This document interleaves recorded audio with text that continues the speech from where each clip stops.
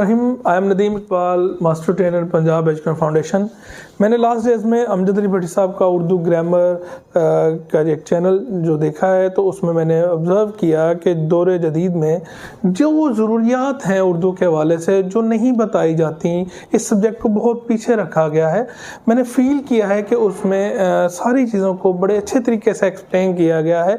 Even that अगर student 100 marks भी achieve करना चाह रहा है तो वो ईजीली कर सकेगा। मैंने उसको बड़े डीपली देखा, तो जो फ़ायदे हो सकते हैं टीचर्स को एज वेल एज स्टूडेंट्स को, वो कौन कौन से फ़ायदे जो हो सकते हैं, जिसमें पेडागोजिकल स्किल इन्हेंस हो जाएगी, बच्चे में उनका नॉलेज इन्हेंस हो जाएगा, as well as unlimited power आ जाती है एक बच्चे में।